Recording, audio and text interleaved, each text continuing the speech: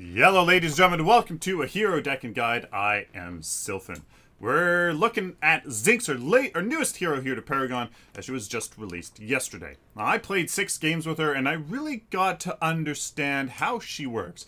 Even though I did a whole bunch of math with her about her ultimate, which is the biggest part of her kit, I kind of still didn't get how would that feel in game. Would I really regenerate enough mana to utilize health, or would I not run out? Would I run out of mana? How does that work? How does that passive part come into play with added mana? And I just didn't know what the feel would be.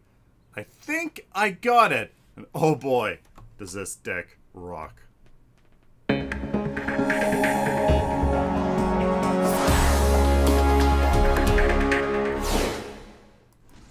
Hello, ladies and gentlemen, let's get right into it, as you can watch some Zinx highlights from my 6 games yesterday.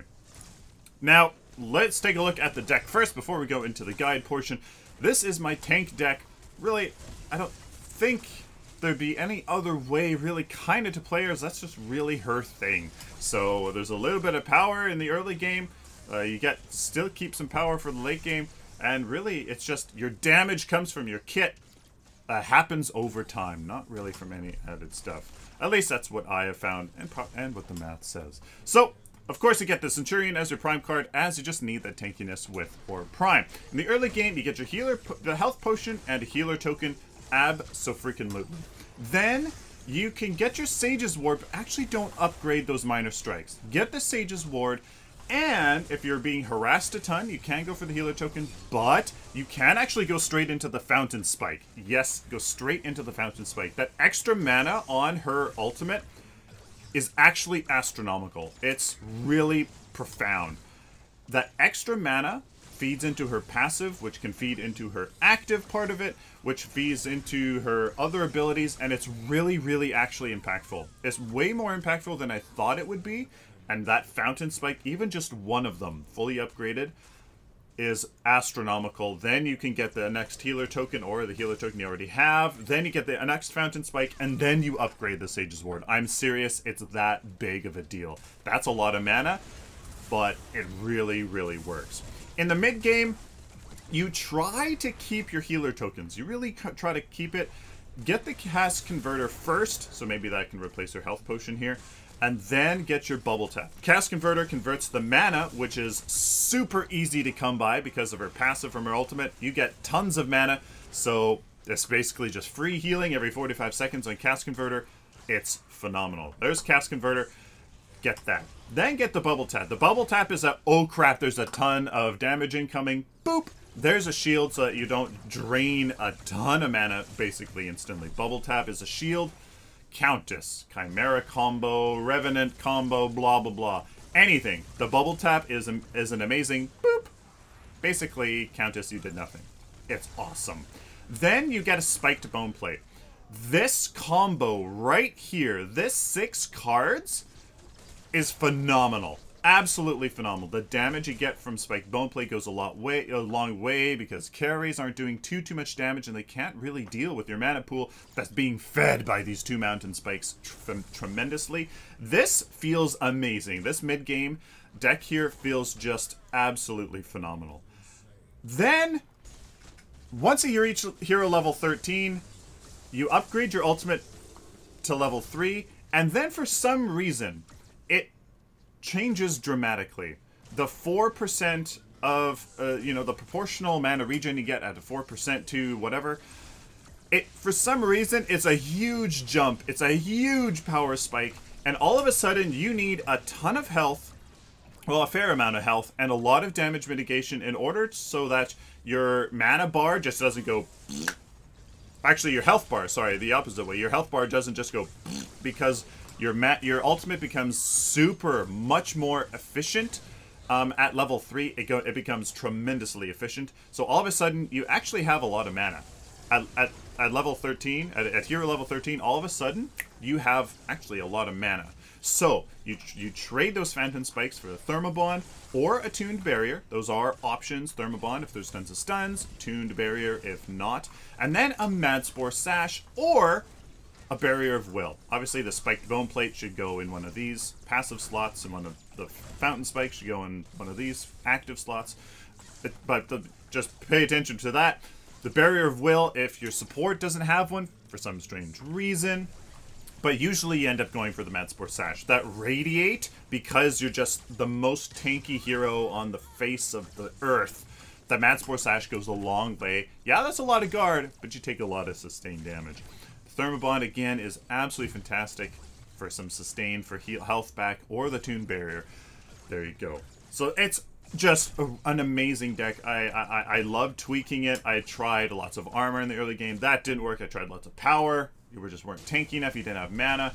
I tried lots of other things that we'll do videos about later, but there you go. That is the deck, guys. A lot of talking, but she's really complicated, and I hope that you appreciate me going through that. Hunter's Drink, when you're at level 5, you're going to get rid of your health potion, get the Hunter's Drink, and then the Mage's Ward as your dummy ward.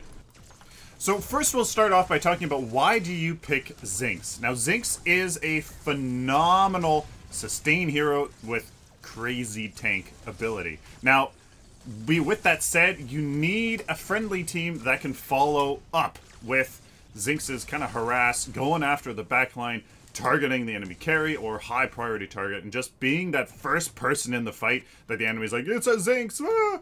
Right? So you need another team that has high follow-up. They have lots of damage maybe, or just a lot of crowd control, and they're just able to kind of finish the job.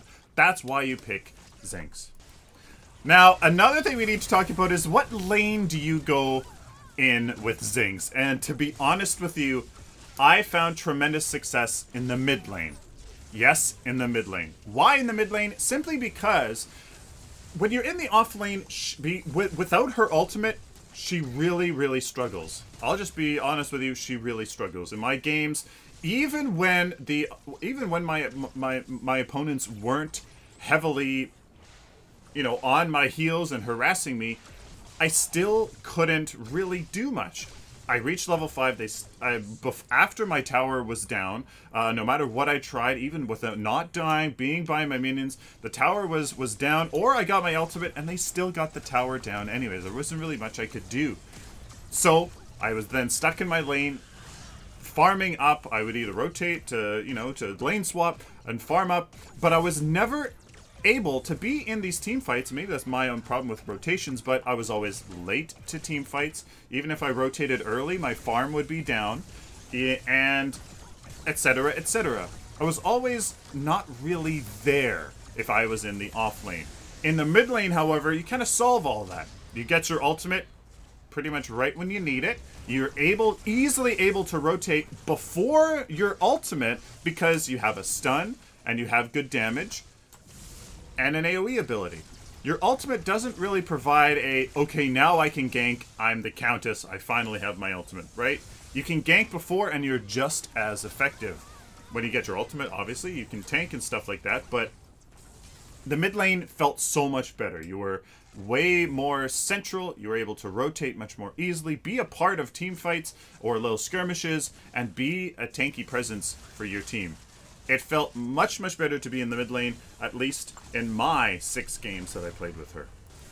Now, the first ability you probably want to get to be on the safe side is Ricochet Stun. It's a medium range projectile that you throw out, and it will ricochet around 2, 4, 6, 8 times and stun people for various amounts. And the more it ricochets, the more it stuns on the next person it hits. So if you're the last person that it ricochets onto, you get stunned for a ton. So it's really, really important to use this ability. Probably what you want to upgrade, get first. And you probably want to upgrade this fairly often. Probably your second priority overall.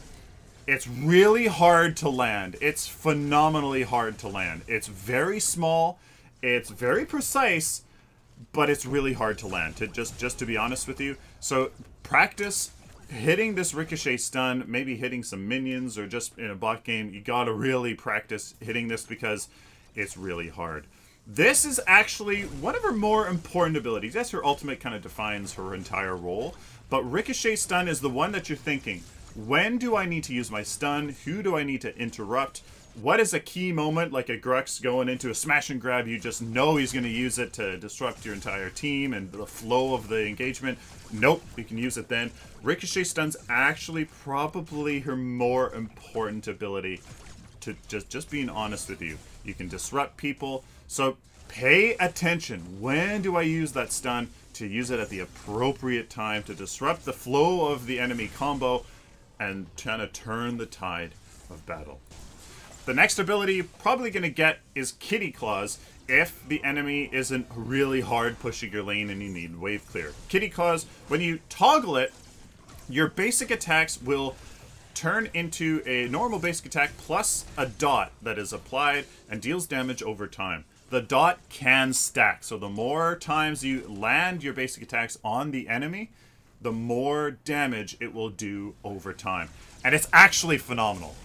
It's actually phenomenal. The only time it really starts to kind of lose effectiveness is in the very late game. Even in the mid game, you can just like boom, boom, boom. Attack a phase, attack a revenant like I'm doing right here, and it actually works really well. It does a phenomenal amount of damage in the early game. So the only thing you have to be aware of is it's a crazy high mana cost. Basically, you can only use 3 and then you're done.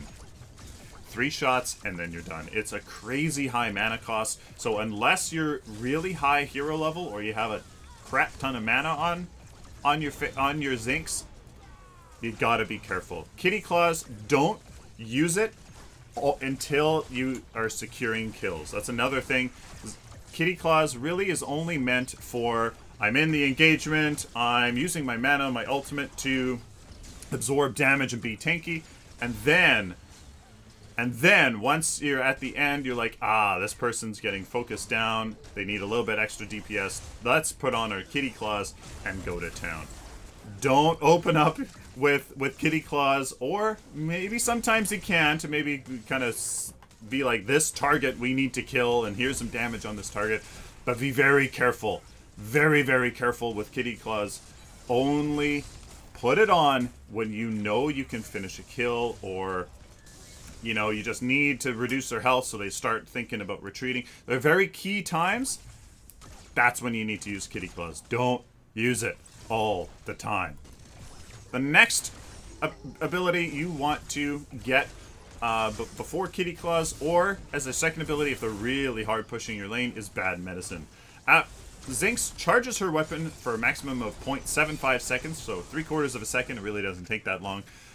Zinx charges her gun and creates an AoE field of energy on the ground in front of her. Can be discharged early to create a smaller field. So by charging it, it only changes how far forward the AoE field goes. It doesn't affect the width. It just changes how long the field is. Now it applies a little bit of damage up front, but then it deals damage over time if enemies stay in the area. So Bad Medicine into your Ricochet Stun is actually really quite nice, especially if you can, if you know when heroes are gonna do things. You can be like, okay, Bad Medicine, boom, your Ricochet Stun, and then maybe you can put on your Kitty Claws to maybe finish somebody off or something like that. But remember, Kitty Claws, very opportune moments. Don't use it a ton. Bad Medicine, it really doesn't do much damage. Unfortunately, really doesn't do much damage. If you run a Tainted Magic, Bad Medicine is the only thing that can apply it. So on ability hit actives and passives, Bad Medicine is the only thing to use it. Upgrade this last, to be honest with you. Instead, you need to focus on your Kitty Claws if you're really not team fighting that much and you just need lane dominance, or your Ricochet Stun, especially that, because increases stun and team fight potential. Now, the biggest part of Zinx and what defines her and her role is Dirty Healing. The passive part, you gain bonus mana regen based on 2, 4, 6% of your missing mana. So the more mana you have, the more you can miss, meaning the more mana regen you can get. That's real. That's it. It is actually really powerful for those 2 fountain spikes we get in the early game. for some reason, like, it's powerful. I didn't think it would be that powerful. It didn't really look like it in the math department, but it is. It's really, really good. The active part of it that you can toggle on and off is, while activated, you will immediately heal 50% of damage taken costing mana instead. Either 1-to-1 or 0.8 mana for 1 healing or 0.6 mana for 1 healing. That third upgrade, your ult at level 3, like we've said before, is super efficient. It's super hyper efficient, and I don't know what it is about the second level ultimate. It's not as efficient as the level 3, obviously, but it doesn't change. The jump between level 2 ultimate and level 3 ultimate is gigantic. So just keep that in mind. You need to be aware of dirty healing. Basically, there's almost no reason not to have your ultimate on, but there is some consideration to letting a little bit of your health go down for your cast converter, kind of tease the enemy into attacking you a bit more. Then you can hit your dirty healing, toggle it on for the tankiness, then hit your cast converter. There's a little bit of thinking there, but really there's kind of no reason not to have dirty healing on. As you can see right here, I'm 2v1ing this Bellica and Zinx. I take her down, and then it's a completely useless engagement between this this other Zinx and I. I'm like, I'm just gonna leave because dirty healing is fantastic. Great potential there. Check out my math video about it. It's really complicated. In the early game, you can get away with a ton of mana because you have a lot of health to warrant absorbing the 50% damage. In the late game, though, you get a ton of you have a ton of mana just because how efficient it is at level 3. You have a ton of mana, and instead in the late game, you don't need mana, you actually need health. Hence all the tank that you get in the late game. So, Zinx is an absolute beast because of this ability. So some final tips on Zinx. I found her the most effective when you were bait. When you just like ran in there right to the enemy carry and was like, I'm taking you down, or the enemy phase, or any high priority target. You just have to kind of be like right in there. Like right now, I'm like right in there because yes, you have some threat, and with that spiked bone plate, you will have quite a bit of power, plus a little bit on the fountain spikes. You have a bit of power, and if they don't deal with you, especially with your kitty claws, you can be a threat. And I think that is what defines I think that's what defines Zinx's tankiness and viability as a tank, as a frontline hero. She's enough of a threat with her kitty claws, which is why sometimes you can just charge in right into an engagement with your kitty claws active, and just kind of get 3 shots on your target and then just turn it off because it takes a lot of mana. So that is why I think she's viable as a tank. You have to be like, you have to pounce on your target and then create a threat that the enemy has to respond to. Otherwise, people just ignore her, and she's completely useless. So you have to play her like that. You have to just get right up in the enemy's face. Maybe not literally, but try to be as big of a threat. Get people to focus you, and then I think you can work really well. Again, if you have a team that can follow up with lots of crowd control or just a lot of damage, I think Zinx really works well in a team comp. Let me know down in the comments, guys, what you guys think of this build and guide. What do you think of the deck? Have you found anything that really works with Zinx? Is there anything that, you know, doesn't work on Zinx that maybe I'm using? There's lots of maths to come. Clear Heart, check a video on that. Butter the Changeling, check out a video on that. You'll see why I don't have it here in this deck. So let me know down in the comments, guys. Hopefully you guys enjoyed. Please like this video if you like it, dislike it if you dislike it, share it with the community, and of course, guys, subscribe. You guys like this content, especially if you found it useful. Please subscribe so I can do it for you in the future. If you would like to support me on a regular basis, please head on over to my Patreon account where you can make a pledge to help me do what I love. Till next time, like always, guys, stay optimistic and positive.